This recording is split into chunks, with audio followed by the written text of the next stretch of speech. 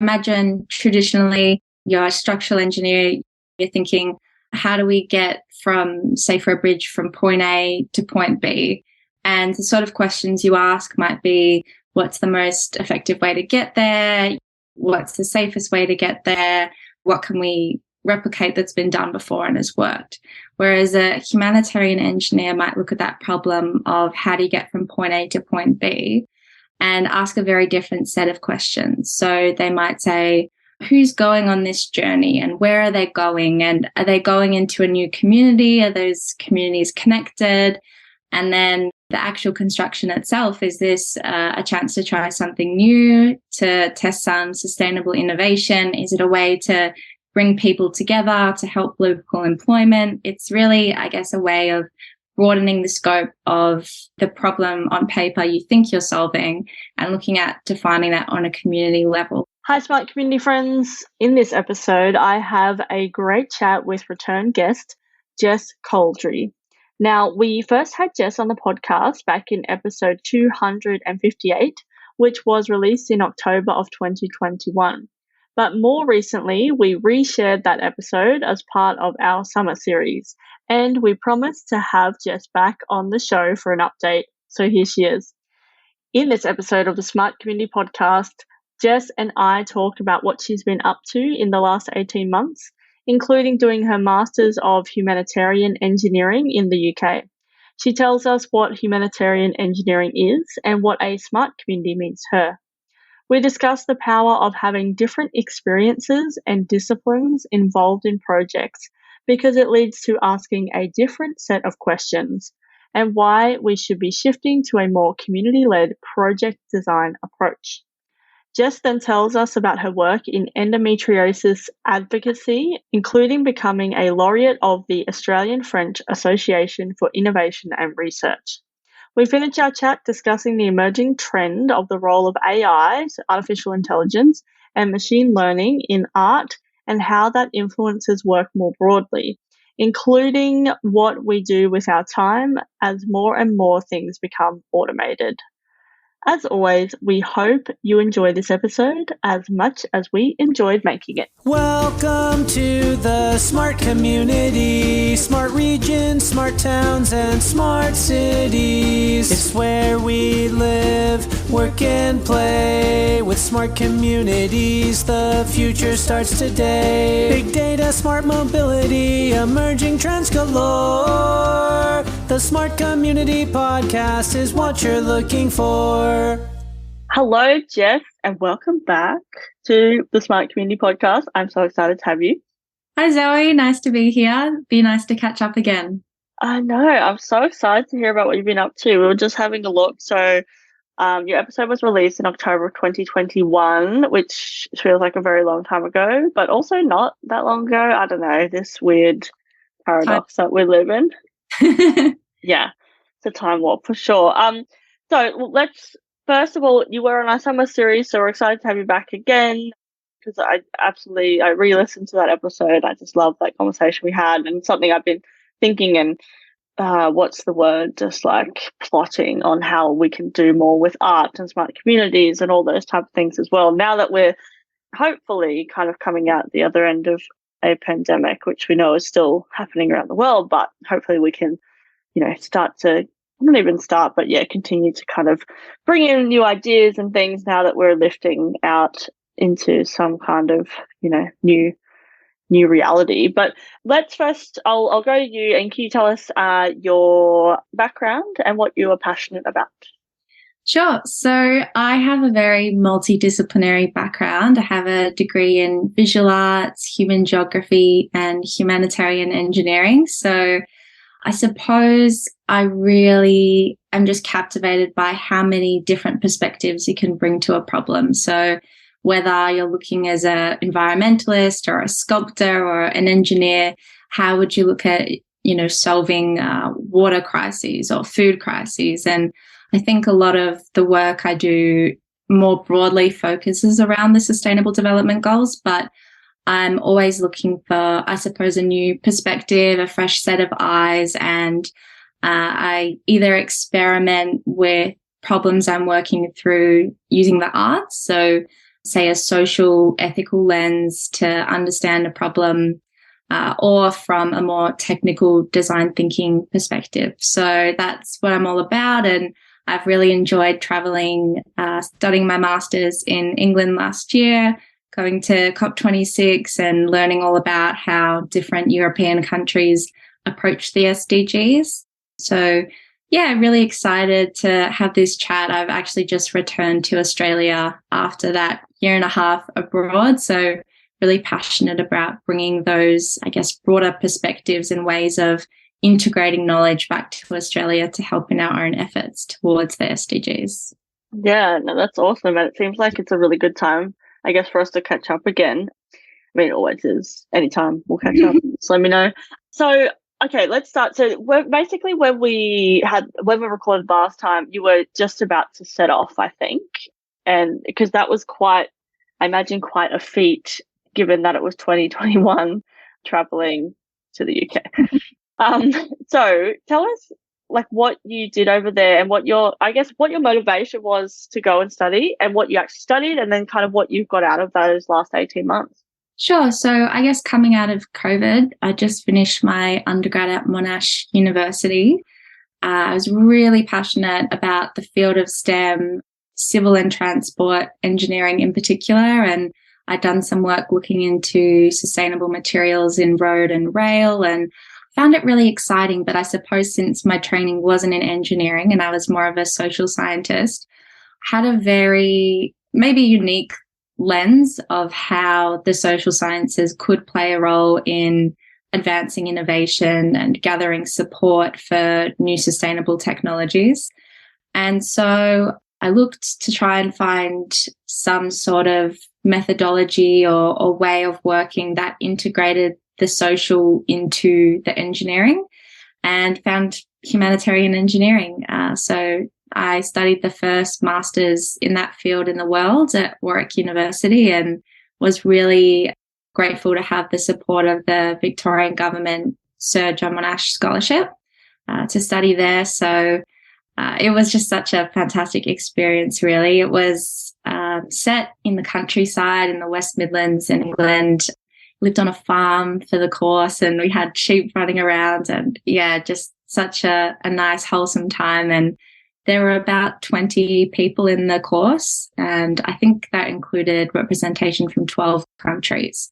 So all of the work, I suppose, floated around the SDGs from a health perspective, from an energy perspective, from a data perspective. And then people would be saying, oh, well, in my country, this is how we handle this issue. Or, the pandemic in my country really brought out these elements of, say, food security or other issues that we were shining a light on. So I think it was just really valuable from my perspective to get to hear so many different people, not only from different countries, but different educational backgrounds, all in a room together and all with this kind of fresh motivation to want to do something about the world they saw around them. So I really enjoyed that. And I suppose coming in from more of a perspective of wanting to integrate some of these methodologies into our own approaches to, say, transport engineering or STEM spending in general in Australia, it was really exciting doing that from a management perspective specifically. And I've got a lot out of it, really enjoyed the time there. And then I went on to do my dissertation on how drone tree planting can be understood through a socio-ecological systems perspective. So to, I suppose, wind back the jargon a little bit, essentially I was looking at how flying drones can plant trees. It's a possibility, it's been done, it's technically possible, but how does that work when you look at existing forestry systems and community systems relating to environmental governance and restoration? And so I thought that would be a great case study for understanding, how technology, sustainability, and that community piece could come together. So really, really enjoyed that. And obviously recommend, to anyone who wants to study overseas, you just get such a fresh look on the problems you're working out that you can bring back to your own country afterwards. No, that's awesome. And I think it is, a really what I found when I was traveling, when I did my Churchill fellowship, obviously a bit different, is just because you're not at home, so you have like, you're not thinking about all those things that you have to think about and, do whatever. You just, yeah, you have time to think, you have time to, and you're kind of in holiday mode, travel mode, I don't know, when I travel, I'm just a better human or something. Like, I'm just so excited about everything. Not better human, maybe like a more happier, like, your mind just opens because it has to, because you have to like solve all these problems that you wouldn't have at home. Fun problems like, oh, where should I go today? Oh, how do I catch the train, in France or whatever? Or what do I do if I don't speak the language and my phone's going flat or whatever? Like all these things that you have to think about. But then I think, living overseas, and I've only done it for a short stint, it does, I think your brain works differently and you're able to absorb. I found that I was able to just absorb a lot more because that was why I was there, and then bring that back to the Australian context or, wherever, and listening to other people bring it back to their context as well. It's just so fascinating. Just things you wouldn't even think about, that you wouldn't even think about thinking about, and it's just so, it's a really interesting experience. I'm keen to talk about all those things you just talked about, but I just want to circle back a little bit to humanitarian engineering. For those, like, that might be the first time people heard this term. So can you just give us a little bit of a 101 and kind of like, and maybe the principle, the foundation of what humanitarian engineering is? Sure. So the way I usually like to describe it is, imagine traditionally you're a structural engineer, you're thinking, how do we get from, say, for a bridge from point A to point B? And the sort of questions you ask might be, what's the most effective way to get there? What's the safest way to get there? What can we replicate that's been done before and has worked? Whereas a humanitarian engineer might look at that problem of how do you get from point A to point B and ask a very different set of questions. So they might say, who's going on this journey and where are they going? And are they going into a new community? Are those communities connected? And then the actual construction itself, is this a chance to try something new, to test some sustainable innovation? Is it a way to bring people together, to help local employment? It's really, I guess, a way of broadening the scope of the problem on paper you think you're solving and looking at defining that on a community level and being able to integrate and pull in all those different factors that investment in engineering can foreseeably, stimulate beyond the project itself. Yeah, cool. Like, I like that as asking a different set of questions because, we need the technical elements, of course, and we need the bridges to be safe and, all those type of things as well. But then bringing in that different lens of, why are we actually building a bridge? Is that the thing that we need? Because, engineers connect communities, they do all these things, they ensure we have safe water, clean water, all those type of things as well. But then it's just like, okay, well, what are those other questions that we need to ask? Because there's so many different ways to do things these days and new things are coming up and whatever. And sometimes it just takes someone to ask the right, a different set of questions, which I really like. Yeah, absolutely. And I suppose being a relatively new field, it's something that's grown out of the field of international aid. So if people can imagine, projects dealing with famine or lack of access to electricity, when you picture someone going into that context, I suppose you can see that they're not just having to say, install a water pump. It's about, will the community use that? Does the community want that? How are they going to, have a sense of ownership over time? How can they be involved? And, often in very resource poor settings, sometimes there's social conflict. And so these kind of methodologies and management tools that have come out of some quite extreme environments, I think, are particularly pertinent to even, developed cities and countries that are still trying to figure out how exactly they're going to pull all those strings together in our efforts towards mitigating climate change and supporting all the other SDGs. Yeah, absolutely. And thinking about that ownership piece, it's like, do we know how to maintain this properly? And do we have those skills and resources? Or, is that actually taking away from something else that, is really important or whatever? Yeah, I did a little bit of work when I was in Nepal around this, and I probably talked about this last time I was on the podcast. And it was like, yeah, there's so many different questions. You have to have somebody thinking about that. Otherwise, yeah, it's just, you put your Western, you come in and with your big Western hat on basically and just go, oh, well, you don't have lighting in the school. Okay, cool. Well, you'll need solar panels on the roof here or whatever. But, there's so many other things that maybe not, on the priority list of how that works. And, thinking about, yeah, maybe it is, yeah, there's so many different solutions, but you have to work in with the community to be able to do it, because it can't take, if you're providing an oven or something, okay, that might work better, but does it take longer? Is the person that does it take them longer to be able to use it or prepare for it, and all those type of things as well. And I think that's really important as we move forward in all kind of contexts. Like you said, thinking about those in more kind of extreme contexts, but then taking those principles and then spreading that out to a whole range of different things that we do. Yeah, absolutely. And I think what you touched on initially as well around, coming in as an outsider and perhaps thinking, what's best for people.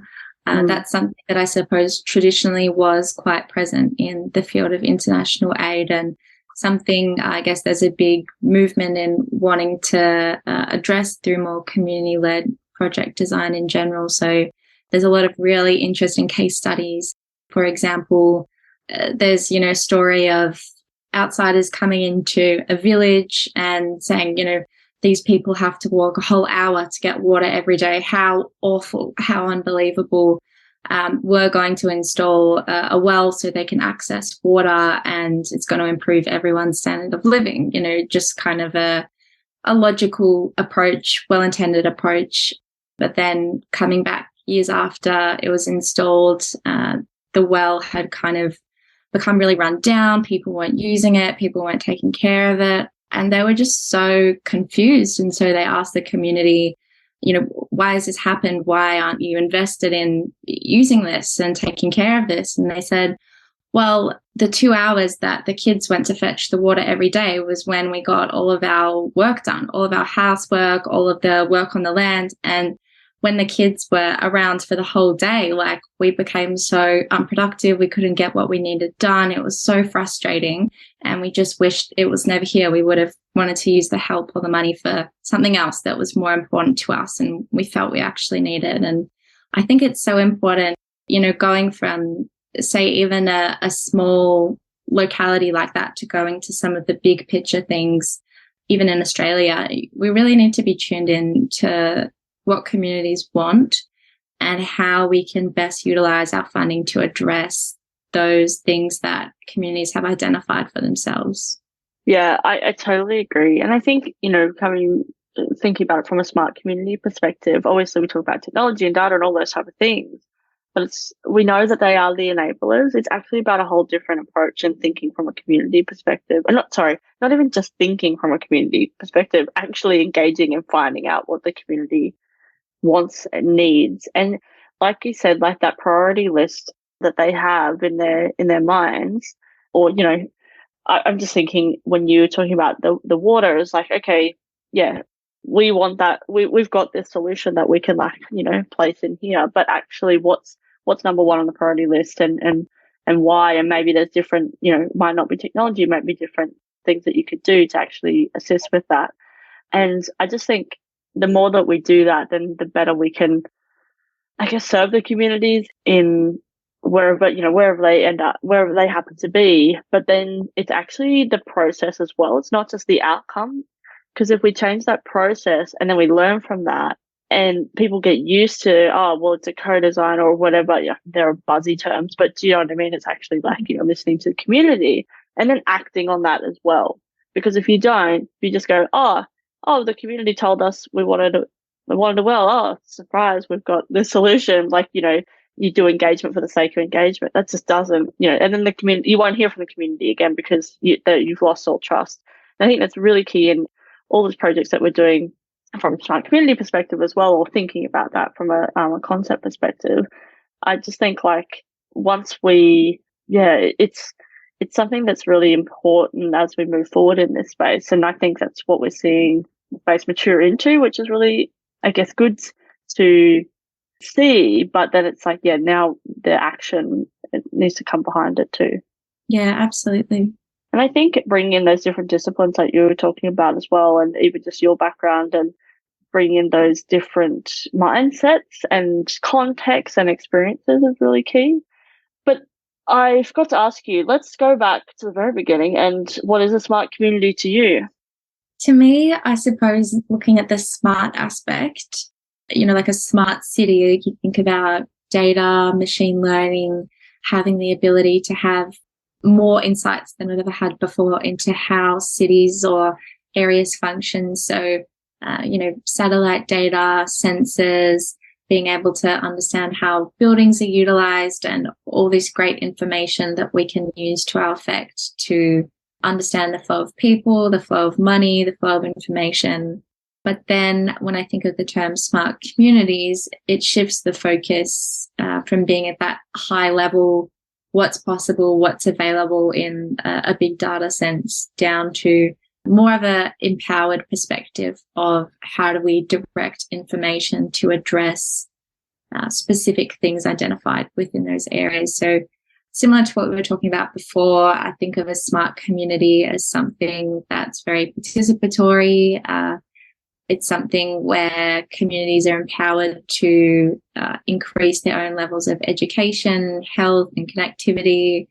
And I suppose the smart community concept, it really makes me imagine, I suppose, how will we apply all this information? Will we use it to the effect to help, people, or will it help businesses? Or, what level are we going to see these machine learning insights utilized to support? And I think that obviously it's kind of anyone's game at the moment. There's so much changing so quickly. And even in the past year, all of the new tools available to the average person are just astounding, really. But I really like how you've grounded that term, and I think it represents a vision for where we want to go in a way that's much more inclusive and enabling than a smart city, say, more broadly. Yeah, I mean, I agree, because it was, definitely something I was really keen on. And, I kept saying the term smart city, but I'm like, it doesn't connect with community and no one knows what this is. And, whether the term's right now or not, but it's like you can connect with it. The community can connect with it because people know what a community is, and it shifts that focus to the people. And I think it's really interesting, like you said, in the last year, last year in particular, it seems like there's more and more tools at people's fingertips. And, there's lots of people scared, and things have happened that, data breaches and all these type of things are happening. And I think the thing is, they were happening, there's stuff happening before. It's just now it's a bit more high profile. Everyone's got the platforms at their fingertips as well. But I think in the sense we want people to be asking those questions and questioning the tools as well. Like, don't just like, oh, well, now we've got this thing, let's just use this. But it's like, well, no, these tools don't just come out of nowhere. They're like, technology is a product of human creativity, is what Laura Fulano said on the podcast, but way back when I first started. And I just thought, because creativity is not always good, right? Like, people have to be creative to do pretty bad things as well.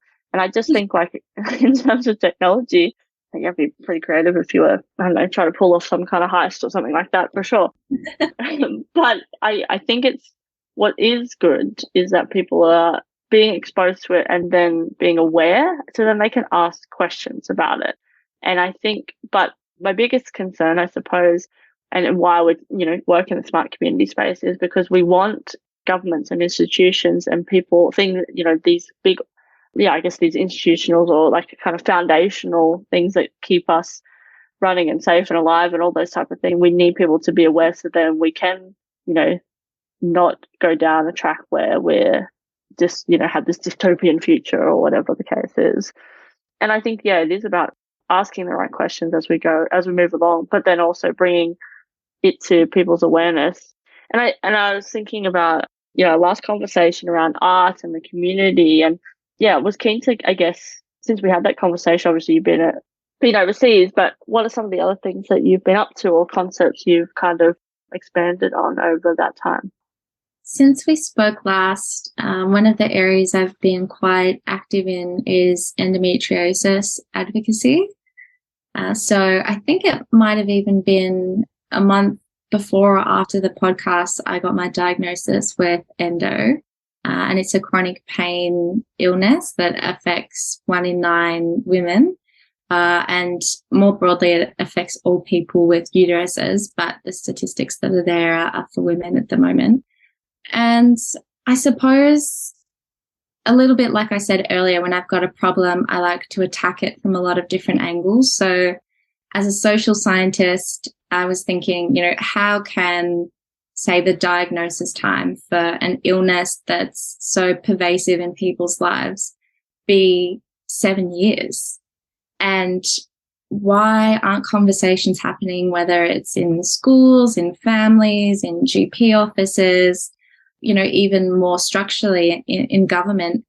Why is that happening? And I found it so, I suppose, impossible to tackle from that perspective, because there were so many communication blockers and so many things along every step of the journey that really prevent people from getting the help they need. So I decided to take more of an art lens for this particular problem. And I suppose since the symptoms are quite taboo and can be related to menstruation, that was, I guess, the initial point where I felt that communication breakdowns were happening. So I did a photography series using robotics to try and take that image of pain outside of the body and to show what the sensations were like. So I guess the subjective thing about endo is it's like, how much pain with your period is too much pain? When is it a problem?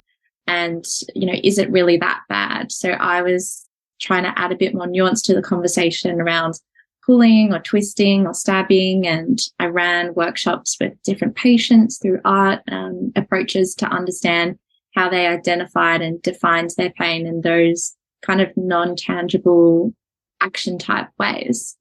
And I took that to France. I ended up becoming a laureate of the Australian French Association for Innovation and Research. So essentially the embassy for France in Australia supported me to go over there and do a fashion art residency. So I kind of embroidered these stories onto hospital gowns and used the robotics works to frame a conversation in a new place. And like you were saying earlier, when you travel, you see things you never would have noticed at home. And I think that contrast between what are the social taboos in France, how does diagnosis happen there, what's different culturally, how does art function in these conversations? And I think that really enabled me to reflect on what specifically was going on in Australia and how I could help. So I even ended up running the inaugural Australia-France Endometriosis Forum and brought together kind of everyone I felt should be part of the conversation. So GPs, researchers, nurses, patients, people in the community involved in policy. And we used all the artworks I'd created through these community workshops, my own practice, to, I suppose, shape a new language for the conversation. And that's something I've been really passionate about furthering through the exhibitions I've been involved in and my talks and all that. So actually really excited to bring that exhibition to Australia in a couple months. It'll be at Manningham Art Gallery in March. Oh, that's amazing. I'll have to come and see it. Yeah, I was following along and love it. I think you're so right. I've got some friends who've been diagnosed, but it took years. And like you said, it was like, it's this kind of, the taboos and things like that. And I haven't looked at all of the research, but just thinking about from, talking to my friends, it's, that social kind of pressure to just get on with it when you've got your period or whatever, like just, don't complain, maybe take some Panadol, but just get on with it. And, oh, well, everyone's got cramps. So, whatever, like, but it's so interesting because and how much it affects people's, I guess, ability to, continue in the workforce, those type of things. Like one of my friends suffered every day for, years, and she ran her own business. So she had to keep going essentially, but just was not getting the diagnosis or the treatment that she needed. And then eventually when she did, then, she was then able to, she was in the art space actually. And then just kind of, I don't know, liberated out of this thing that was causing that chronic pain. And yeah, it's crazy that it took that long. And you think about some of the other diseases and things that are quite well known and, that we test for, and that, if you say you've got that or you've got these symptoms, then you would go down a path of diagnosis. Whereas this was just, how someone can suffer for so long and not get any kind of relief until, and really you have to advocate for yourself as well. And I think that's something that we're still building as a group of people and that type of thing. And I think, I love that, like bringing that different lens to it, like you said, and that you've got this big, wicked, hairy problem essentially, and what can we use to attack with it, and picking, those tools out of your tool belt essentially, and art, the technology, you've got your data as well. And that's like, for me, that's a perfect kind of smart city or smart community approach rather, and just thinking about that from a, maybe it's not about where we live and play, but it affects people's quality of life, right? And we're all people at the end of the day. So no, well done. It's really great. I love it. Thank you. Yeah, I suppose the way I like to think of problems that I encounter, whether it's something at work or something in life, I guess I try to think, whose problem is this? What community am I a part of, and how can I do something, connect people, share something to help that community. And I suppose thinking beyond myself now as going through the surgery and the long recovery process, there are a lot of questions there, like, how does this affect our economy and our workforce in Australia? If one in women have these really severe, sometimes even paralyzing levels of pain and, vomiting and not being able to function as a human for a few days, and then it's all just so hidden, which is, something really unfortunate. But I suppose over the past few years, we've got our national endo strategy now, and there's a bit of innovation happening. Could move faster, but I think it's something everyone deserves to know about and to hear about, even though it's not, it's not super fun being the poster child for something negative or sad, or that might make people cringe or uncomfortable. But I just wish someone had have kind of done that for me sometime, in the 7 years I was experiencing my symptoms, so that I would have known what I had. So I think a smart community, to tie it back, is something where every person's problem is the community's problem. No, I think that's so true. And you're right, like it's that, awareness leads to focus, which then leads to action. And whether that's at a community level, which is what we're talking about here, but then also from a individual level, like if you were aware that these were symptoms, you then would focus on it, and then you would take action based on that information that you had, or you get more information. I think that's really key. And sometimes, people might go, oh, well, it's just a campaign, or it's just this or that. But that awareness then leads to the focus, which then leads to action. And I think that's really important. And I guess you're right, like it does make some people feel really uncomfortable, but it still doesn't mean it's not happening in the world. There's lots of things that are, uncomfortable, and sometimes we need to talk about them.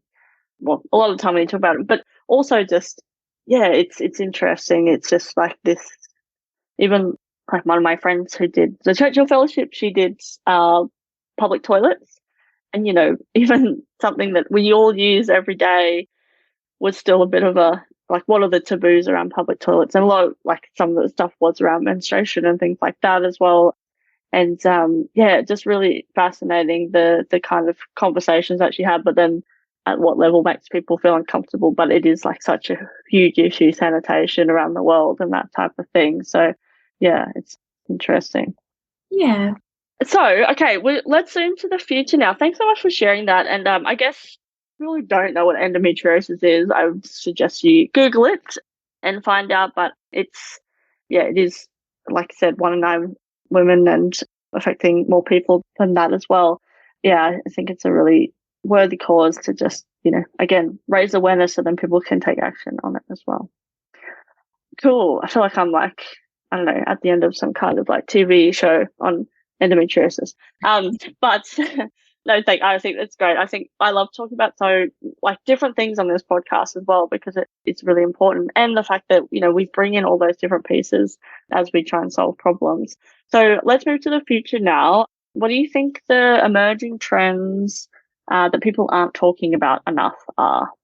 Something that I think people are talking about, but I'm not completely tuned into yet, but I think is interesting, is the role of machine learning in art and how that influences, I guess, the world of work more broadly. So even just myself in the past month or so, seeing how Chat GPT and other resources, even like DALL-E for artists, have just completely shook everything up. And so far, it's been in a great way. But say, for example, in Melbourne, we've got Federation Square, which is right near Flinders Street Station. And I had a project creating an art film for display on that screen. And not only did I have artificial intelligence help me generate the actual subject matter, but I had it help me generate the ideas.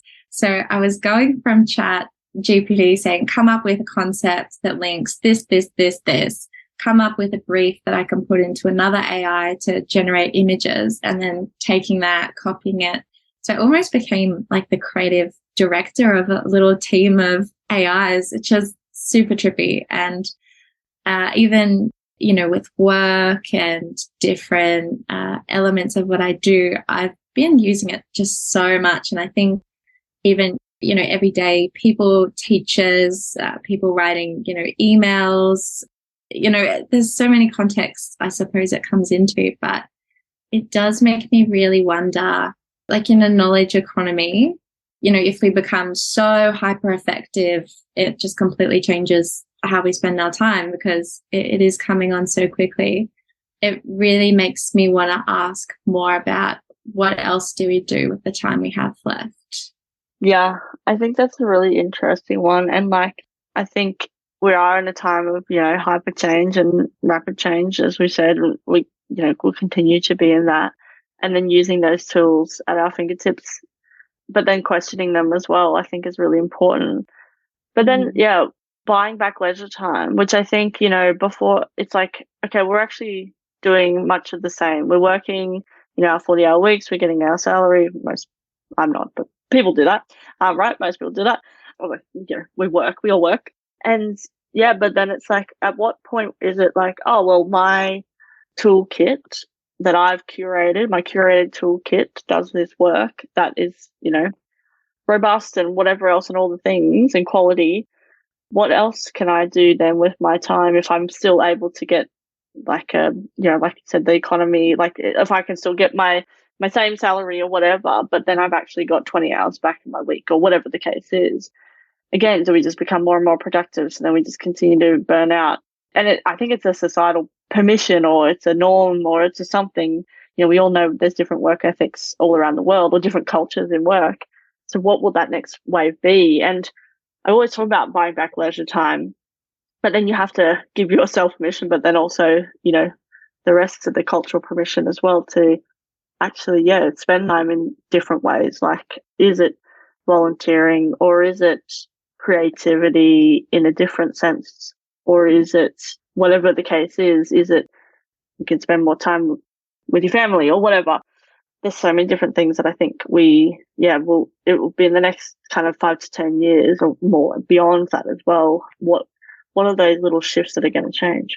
Yeah, absolutely. And I guess being in the arts, I've felt it really bring a wave through my art practice. And I suppose liking to use technology as part of my work, I've always pursued efficiency, the best way to express an idea, the most effective way to get an exhibition up on the wall, those sort of things. But it does make me think, because I have found that I've had more time too.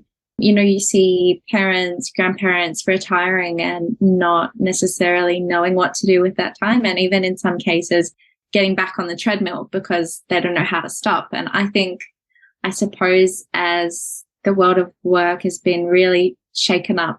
And when I say the world of work, I mean more in a knowledge economy sense. Yeah, how can we, I suppose, better ourselves, better our communities in that time? And is that something we're going to be striving towards as more and more gets automated, or will it be progress for the sense of progress? And as you said, stay on the treadmill, burn out and keep going, or will we use it to radically change the role that I guess people have and how engaged they are in their communities, how connected they are? And I really hope that that's something that people will lead towards rather than more time for Netflix, if you know what I mean. Yeah, no, I agree. No, it's fascinating, I guess. Yeah, and it's happening before our eyes. That's not necessarily like, yeah, we can see it. It's not like, oh, I can imagine that this will be what it's like, but it's like, no, it's happening right now as we're going along. Yeah, it's going to be an interesting time the next few years. Really? Yeah. I think that's a great way to finish off this episode. Thank you so much, Jess, for coming onto the podcast again. I've loved this conversation, and I look forward to having more. I will be in Melbourne sometime soon, so I'll let you know. We might be able to catch up. Yeah. That would be lovely. Well, Jess, thanks so much for coming on the podcast again. Just one last question. How can people connect with you? I have LinkedIn, so Jessica Coldrey, and I also have my art website and portfolio, jesscoldrey.com. So I'm sure you'll drop the spelling and everything in the episode. We will. Great. Well, thanks so much for having me, Zoe. Thanks. I look forward to our next conversation, and hopefully we can see each other in 3D soon. Sounds Thanks, good. Jess. Thanks, Zoe. Bye.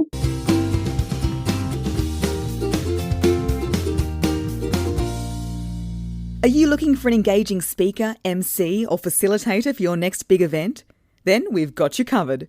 Zoe is a go-to speaker, MC, and conversation facilitator with a difference. She's a master at simplifying the complex and making connections you might never see. Book Zoe for your next event. Email hello@mysmart.community or head over to her speaker page, www.mysmart.community/speaking. Thanks so much for listening to the Smart Community Podcast. Show notes for this episode and all other episodes are available on our website, mysmart.community/podcast.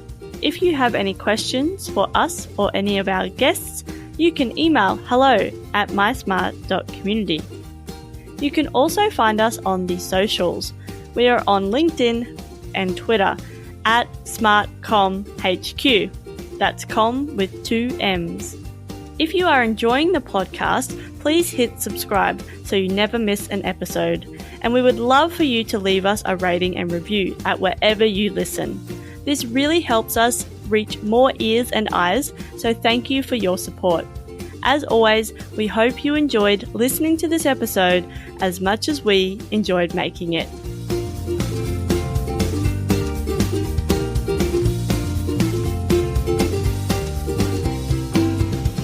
The Smart Community Podcast is what you're looking for.